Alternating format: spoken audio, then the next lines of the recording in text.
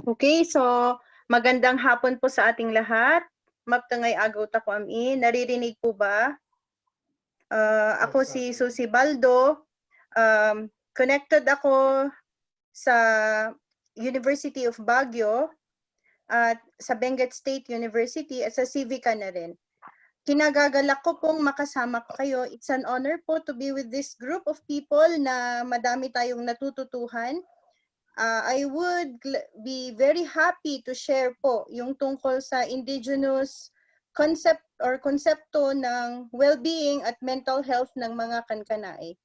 Particular po sa perspektibo ng mga nankakay or nankababkas o yung mga tinatawag nating elders or senior citizens. Okay, start na po. Okay, so padaanan po natin ng saglit-saglitan lang po, few minutes.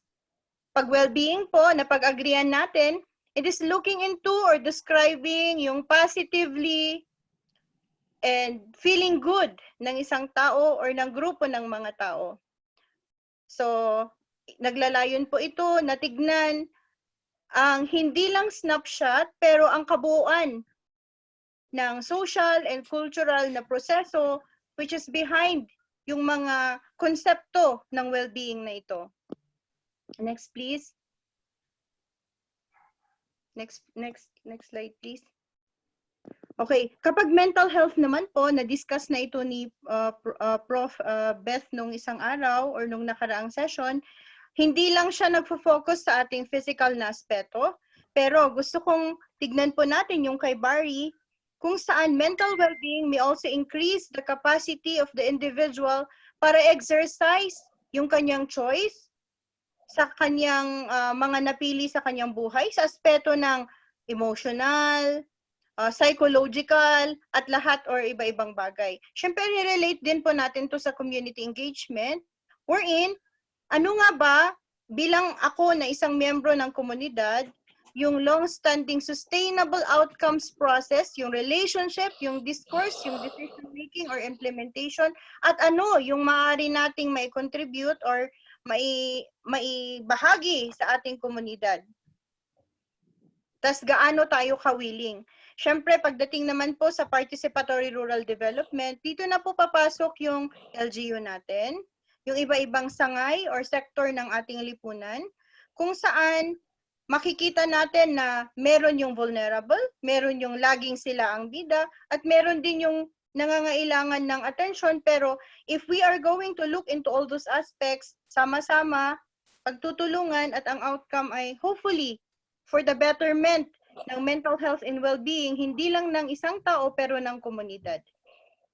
Next, please. Sa aging, nagtataka pa po siguro kayo kung bakit sa dinami-dami ng sektor na pwedeng piliin, bakit sa nankakay or nankababkas ako nag-focus sa mga senior citizens. I've tried checking into literature, ang kukunti po ng study tungkol sa kanila, pero sa totoo lang, malapit po ang kurot ng puso natin para sa kanila kasi isa sila sa pinaka-vulnerable na sector ng ating society at isa rin sila sa hindi masyadong napagtutuunan ng pansin at isa rin po sila sa maraming pinagdaraanan tungkol sa aspeto ng usaping mental health and well-being. Next, please. Okay, para sa paradigm ng ating study, gusto ko lang nang bigyan ng konting background. Nung una, initial study, 5 na perspective, component ng well-being ang meron or nakita sa mga kankanae.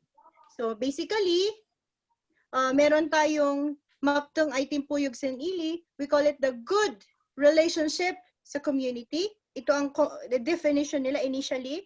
Sigaday sa lunat is good health.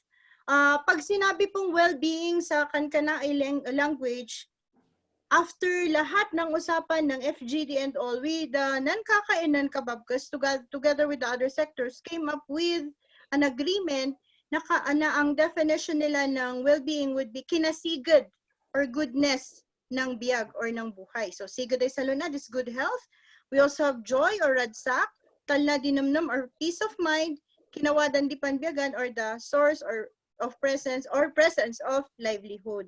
So, syempre, dahil tinignan ko po ang community engagement, paano na ang mga elders natin ng Kakayunan Kababkos ay nakakatulong pa rin at maging aktibo despite their age or despite their situation. Lalabas yung community building activities nila, public consultation, sinasama po sila, and delivery of social services, meron din po sila.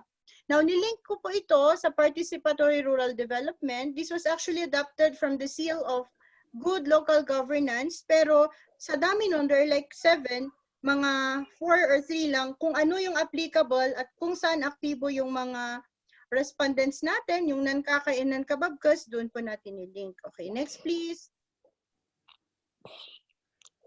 Okay, sa methodology, mixed research method po siya. Although very heavy po yung pagkakarelay talaga niya sa qualitative. So, ginamit natin yung FGD, the usual na Western construct, pero ang pinakabigyan natin or pinakanabigyan ng emphasis dito is yung kay Virgilio Enriquez, Filipino psychologist concept ng lapit or pamamaraan sa research. Ang kaibahan nito is ginawa pang mas tailor fit sa Kankanaey study. So, yung pakikipagkwentuhan, we call it in Kankanay panakistorya. So, we also have the pagdadalaw-dalaw or panag-alibay, inta ko makikape, or kapiyat is the pet term or the fun term ng Kankanay para dito. Yung pagtatanong-tanong, panagdamag, yung pakikiramdam, riknaan niya awatan ng riknan di kangalat, empathy.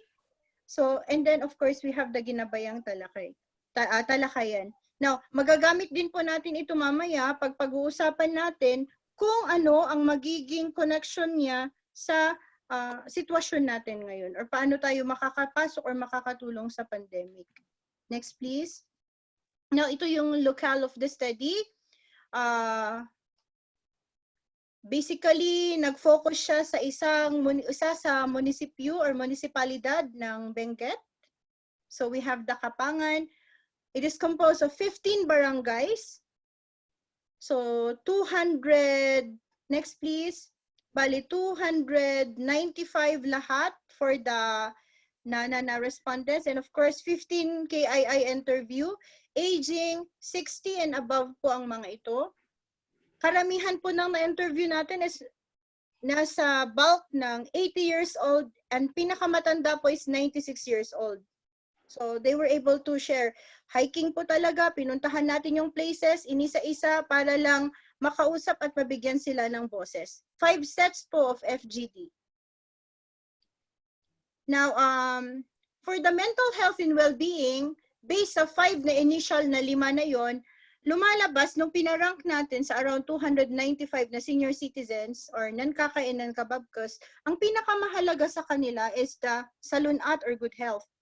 This is followed by the peace of mind or talnadinamnam, and then the source of livelihood or kinawadan di panbiyagan, the good relationship in the community, maptong ay timpuyog sinili, and then, of course, the joyfulness or radsak. You might be thinking, bakit yung radsak or joyfulness maliit? Actually, kung titignan yung statistical side nito, ang liliit ng gap, like 0.01, halos magtay yung iba, kasi para sa kanila, lahat ng mga ito ay malaga. Pag wala ang isa, hindi well ang isang tao, or walang well-being, walang mental health. Ngayon, via more pa na FGD, nadagdagan ito at ang components na nila ng mental health and well-being ay mas dumami. Next, please. Now, kapag sigad ay salunat, ito yung first, hindi lang siya nagre-refer para sa mga Kangkanay sa physical na aspeto. Ang sigad na salunat para sa kanila ay pagkakaroon ng, connected din siya sa source of livelihood. Pagkakaroon ng lakas para makapagtrabaho, so lumalabas dito ang kahalagahan ng pagkakaroon ng lupain or lupa, so usapang lupa din ito. Pagkakaroon ng kapasidad na may paramdam ang importansya despite their ages, so they work, they till the land, they take good care of their yung mga domesticated na animals nila, because that's where they could say na masalunat sila or they have a good health. Being able to move around, pupunta pa rin sa uma. There was this 93 years old grandmother, kaya pa rin niyang pumunta at mag-alaga sa kanyang farm. So, the picture will be showing later para makita po natin. Okay. Next po. Yeah. Back po, please. Ay, siya po yun. The first picture there is 89 years old. Yung nasa baba is 89 years old din po. Now, yeah. Next, please. Okay, I would like to share some of the narratives kasi sobrang dami talaga. Hindi ko ma-share lahat pero I would like lang, I pick some na sa pakiramdam ko ay magagamit or makaka-relate ang kahit anong kultura, hindi lang sa Kankanay.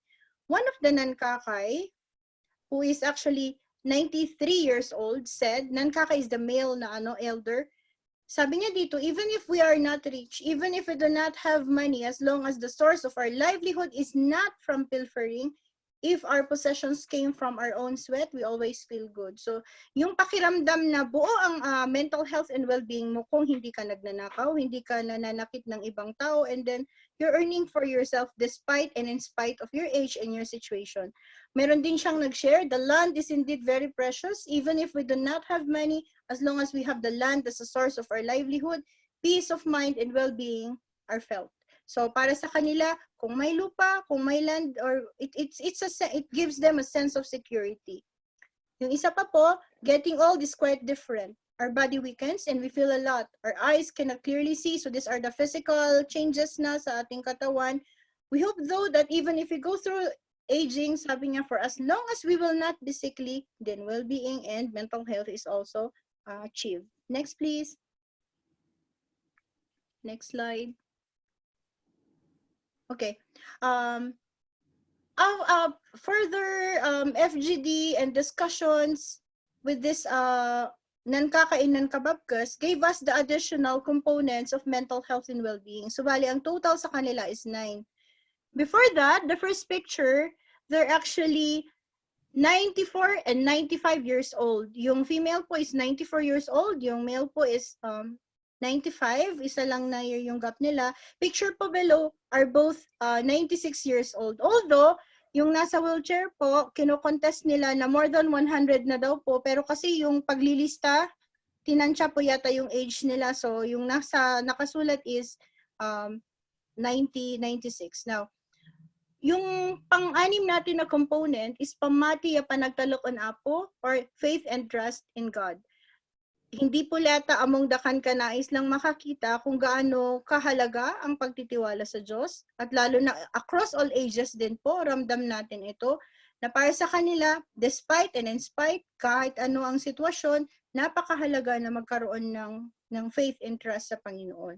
So kahit na yung matatandang 90 plus, they go to church, they share pa rin, they do, well, of course, meron ding na iba dito, of course, the ritual part, meron tayong tinatawag na kahit papaano, marami pa rin nagpa-practice dito, but they do the combination. They attend to the needs or yung dapat na i-call ng community para sa kanila yung iba, pero at the end of the day, pumupunta pa rin sila sa faith nila, sa Christian faith. So, ang tawag nila dun is combination. Okay. Next is the panag-aywan si Ang. Ito yung bago po, na natuwa din ako kasi despite pala po their ages, napaka-importante sa kanila ng self-care. Ang definition nila ng self-care is very simplistic pero very deep para sa akin. Yung one grandmother shared that sa linggo lang daw kasi niya nasusuot yung mga damit niya na bago. So sabi niya, mahalaga na magpalit ng damit, magsuklay, at mag-ayos kahit paminsan-minsan lang. And of course, they added also the importance of nutrition. Kaya halos lahat ng mga ito po nag-share na organic ang kinakain nila. They make sure na hindi sila masyadong nag-indulge dito sa mga fast food. And anyway, sa probinsya wala naman pong masyado, walang MSG. So that's part of self-care. And para sa kanila, part of self-care is going to, hindi chismisa, pero relating to their neighborhood, makikipagkwentuhan, mag-share. It's their form of fellowship at the same time release. Next, panangay paila, sinan maptangay kultura yamayatay ugali, showcasing of beautiful culture and good values. Ito yung kinasasama ng loob ng karamihan sa kanila. Our younger generation daw nowadays, kapag nanonood sila ng programa sa munisipyo, iba na yung sayaw, labas na ang puso, those kinds of na nakakasama sa kalooban nila. So they said, very important, masasabi mo ang well-being mo, ang mental health mo ay intact kapag alam mo kung saan ka galing at hindi ka nahihiyang ipakita ito. So, the next one is kinawadan di bumadang ay gagait, nuwada diligat, or the presence of social networks during difficult times. Napakahalaga sa kanila yung presensya ng kapitbahay, ng kakilala, ng pamilya. So, without them, wala, hindi masyadong achievable. So, all in all, 9 po lahat yung components ng well-being and mental health sa kanilang paningin. Next, please. Now, ano-ano yung mga enablers ng well-being and mental health, yung nakakatulong para maramdaman mo talaga in full yung mental health and well-being. Presence of social networks. Very important to. Sabi din ng iba, personality and positive attitude. So we have narratives coming from this. Iba-iba po kasi ang tao. Some people would view their situation as positive despite yung napakaraming hurdles and napakaraming physical na nararamdaman nila kasi nga po matatanda na. Yung iba, hindi optimistic. So it has an effect also on their personality or pananaw or their well-being, I should say. Self-perceived health and activities. Yung iba, ang sabi nila is matanda na ako, hindi ko na kailangang lumabas. Tama na. Sa bahay na lang ako, hintayin na lang ang araw kung kailan kukunin ng Diyos. Yun yung iba. Very few naman ang nagsabi, like 1 or 2 lang yata. Kasi I think understandable naman, very remote yung area, walang family na nag-aalaga, so siguro the thinking is different. But more than that, very important for them na kapag positive ang tingin nila sa sarili nilang kalusugan, mas more ang pag-aalaga nila sa kanilang sarili. Very important din po, enough finances to support needs. So yung source of income, yung pagsustento sa pagtanda, very, kailangan we look into this, sabi nila. Regular physical activities as a form of exercise. That's why despite their ages, hindi po nila nakikitang hurdle na 96 years old, 95 years old, 93 years old, pumupunta pa rin sa kanilang uma or payo, yung rice field nila. Nourishing diet is also important. Sufficient sleep, na-mention po ito sa narrative. So mahaba, if you are interested po, I could share yung narrative. Spiritual and religious belief systems is very important din po. Retirement from past job for them generally is an opportunity for rest. Sa wakas, makakapag-alaga na sila ng hayop, makakapagtanim na they were not given the opportunity to do nung they were still working. Next, please. Okay. Ano naman yung mga barriers? Bakit hindi nila na-achieve? By the way po, this is pre-COVID na research. I think it will be totally different din ngayon, pero some are still applicable. Number 1 barrier would be the physical conditions due to aging. Dahil sa pagtanda, syempre, madami nang nararamdaman. That's the reason why hindi nila fully na na-experience yung well-being. Related dito yung disability for some. Personal perception and attitude towards aging. This could be positive and this could be seen as negative depending on the individual or the person na meron ito. Another, distance and location of the residence and the means of transportation. May ibang barangay po na schedule. Once a week lang po ang sasakyan. Tapos may oras pa po. Tapos kung mag-hike ka sa bahay, talo pa yata ang pagmamount Pulag kasi ang layo talaga ng hahikin. Ang layo ng store, ang layo ng bahay, ang layo ng pupuntahan. So, they couldn't enjoy na matatanda na sila. Hindi sila makapuntang munisipyo, hindi nila maano yung programa ng ospital unless yung ospital or yung munisipyo ang lalapit sa kanila. Isa rin pong lumalabas is the death of spouse or absence of confidant during the time of their gray age or gray. Sabi ng isa, even if we're old, we should still comb our hair. Yeah, this was the one that I shared pala kanina. Okay, next please.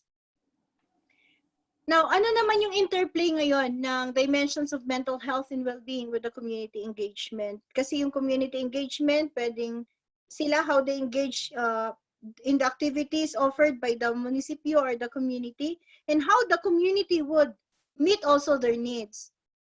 In general, it is the intrinsic understanding and awareness of their own mental health and well-being and acknowledgement of the importance of remaining engaged. So, mahalaga na despite their ages, engaged pa rin sila, nag-a-attend pa rin sila sa programa ng munisipyo, ng barangay, and their motivation to participate and contribute to the community. They still do. They still engage sa mga proyekto like pagtatanim ng mga punong kahoy para sa barangay, paglilinis, 3 o'clock habit, very active pa rin sila, may sarili silang organization and presentation. Active participation and meaningful community engagement of older persons in the social, economic, and political aspects of their lives can safeguard a more vigorous, healthy, and meaningful aging process. Ang tanong dito na po, paano tayo mas makakatulong para mas maramdaman po nila at mas ma-enjoy nila ang kanilang meaningful aging process. So this should be sound holistically on their mental health and well-being, so very noteworthy. Now, having an active participation and engagement on the programs and projects hosted in the community makes them physically and mentally active.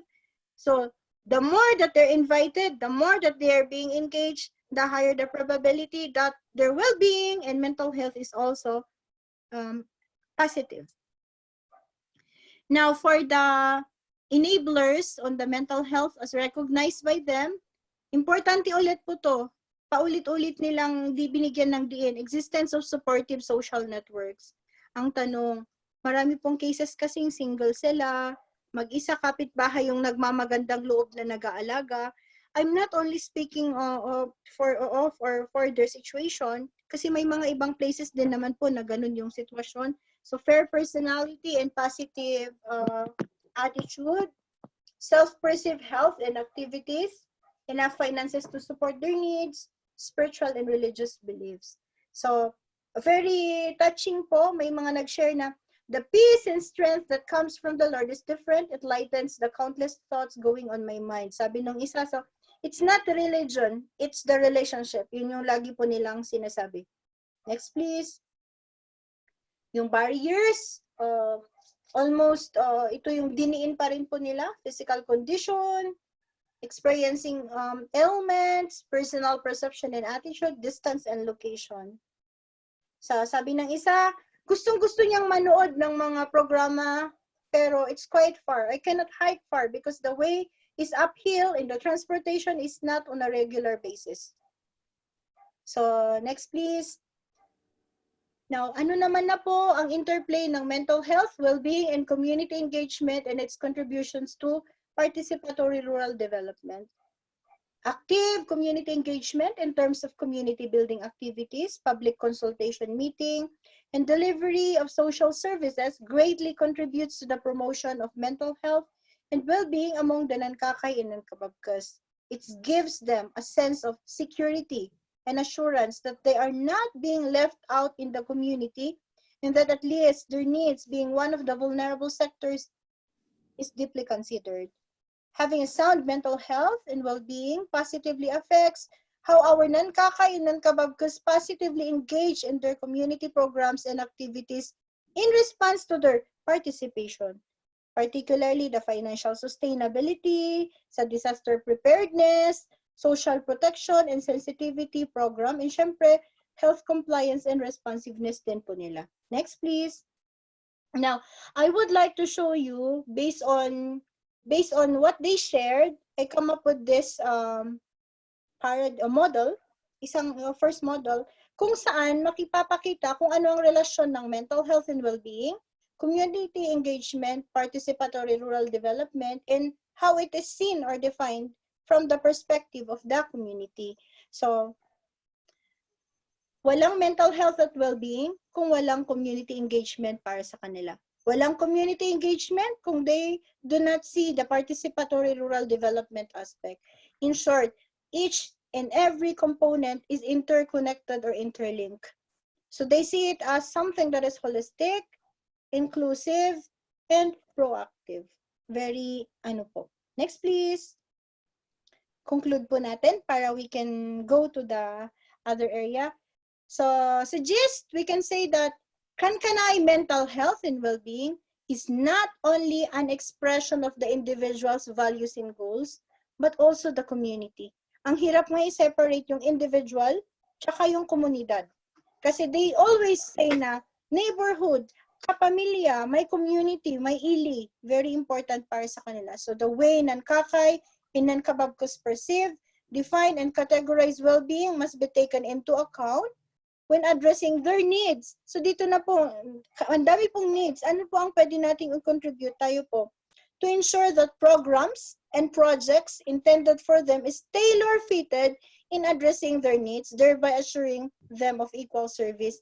Ang dami po kasing projects sa community na para daw sa mga senior, pero hindi naman daw nila nararamdaman yung it's not tailor-fitted for them. Hindi rin siya culturally sensitive. Kasi hindi man lang tines, yun ang reklamo nila. Sigurado bang para sa atin to? Para naman yata sa iba, hindi yata na nila tinanong tayo. Those were the complaints. Determining the enablers and barriers of mental health and well-being plays a great role in responding to the real needs of the sectors concerned. Since the perception of mental health and well-being varies from each community because of their differences in their culture, their topography, historical experiences, etc. The barriers and enablers must be carefully studied to be able to craft for programs and projects that are culture-sensitive and situation-specific. Inulit ko po ito, sana po culture-sensitive and situation-specific. Next, please. Next, please. No, I'm sorry. Back po mana. Number 3.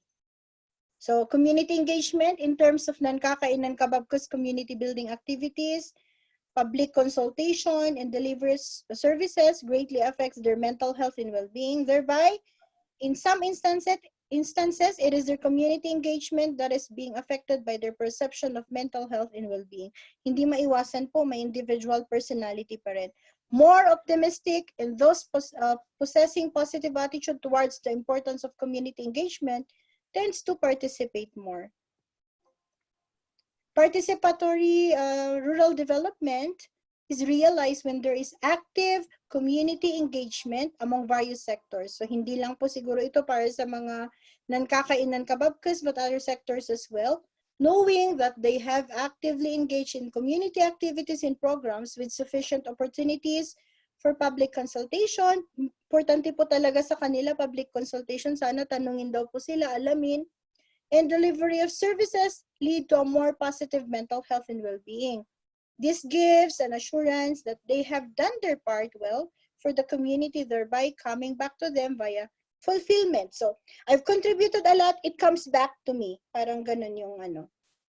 The dynamic involvement of older persons in society and development gives them an opportunity to continue contributing to the society. Ramdam nilang mahalaga pa rin ako, marami pa rin akong magagawa despite ulit and in spite of my situation and my age.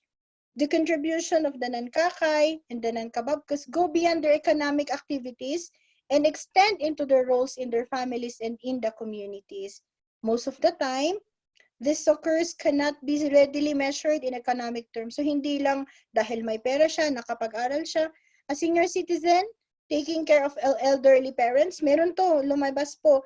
Nakakamasakit, paano ba maramdaman na 93 years old yung nanay, yung nag-aalaga is 70 plus. So both sila ay senior, both are vulnerable, both ay may needs. Ano na ang may tutulong natin? Kasi sabi ng isang senior din ako, senior din siya. Paano na? So attending to their sick children or taking care of their apo, grandchildren, that's also part of their job. Productive subsistence work, backyard gardening, tending to their payo or rice field, household maintenance and voluntary activities in the communities. All the dynamics of this would make them active, involved, and the return, positive mental health and well-being for them. Sorry for the number. This is the last, number 6. Participatory rural developments to realize when there is active community engagement. Okay? So next, please. May quickly run on my recommendation so we could pitch in also yung ano natin mamaya, connection niya sa pandemic. A better understanding of the Nankakay and Nankababkos well-being and mental health needs must be undertaken through classroom lectures kasi hindi sila naintindihan by the DSWD, MSWD personnel, the LGU and NGO, the health department, or kung sinong sectors na pwedeng magtulungan para mas mabigyan po sila ng pansin. Modules that came from the experiences and perceptions of the elderly must be written to be utilized by the agencies who are concerned with the welfare of the elderly. There's also a need to come up with more meaningful activities that will help in stimulating the nankakay and nankababkus cognitive abilities. Gusto daw po nila nanonood ng film showing na syempre nakaka-relate sila na so hopefully sa local language. Workshop and local concerts are important. The church, community, school, and government help provide avenues in the realization of these needs, requiring warm and lasting relationships. Next, please. It is also important to edify and orient. Informal caregivers. It pertains to the unpaid care provided by family members and other relatives who are taking care of them to advance their ability to practice informal caregiving. Kasi sabi nila, paano ba mag-aalaga ng matanda na? So, nagkakaroon ng problema yung nag-aalaga, lalong nagkakaroon tuloy yung problema yung inaalagaan din. So, both ways. Now, for the community in collaboration with MSWD, RHU, and LGU to come up with activities and programs that are inclusive in nature and allows the elderly to participate with more opportunity of community engagement.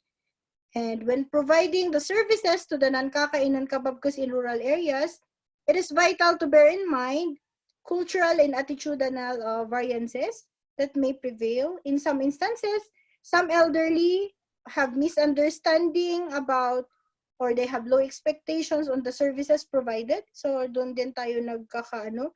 With this regard, pwedeng mga local radio programs can be used to address these informational gaps and encourage the use of services. Back to basics, hindi naman po yata masamang i-reach natin sila kung saan sila ma-reach po talaga. Next, please. Secure partnership between the public and the private services providers or service providers. NGU, LGU, encouragement of bottom-up community-led solutions, galing sa baba pataas, social integration and mobility obstacles faced by the nankakay and nankababkus would be addressed. And for the Philippine government to consider revisiting existing national policies to address the unmet needs of the senior citizens, it is recommended to expand financial security, healthcare, medical coverage, and also on their mental health and well-being aspects. Next, please. So the final, the summary of this model, you can see now, after conducting this study, I came up with this summary or let's say framework describing yung mental health and well-being ng mga indigenous natin na nankakay and nankababkas. We have 9 components coming from the Kankanaay. And of course, we also have community engagement in the middle. For us to say that community engagement is active or positive, there should be an interlink or an exchange of thoughts and ideas and services sa community building activities, public consultation meeting, delivery of services. If these are achieved, we could say that participatory rural development via disaster preparedness, social protection and sensitivity program, health compliance and responsiveness, plus other areas pa po will be answered. So in short, we could say that the absence of one would play or would be a very big deficit for the achievement of the mental health and the well-being of the nankakay and nankababkas. Last slide, please. Thank you for your time. And as always, I would always say, quoting from, this is a famous quote that we can see on the net, pero paulit-ulit na sinasabi ng mga nankakay at nankababkas sa amin, ang daming dapat ipagpasalamat. Indeed, there is always a reason to be grateful. Now we are opening na if there are some questions or some sharing, and later we will be shifting kung ano yung pwede niyang relationship sa pandemic din ngayon. Thank you po.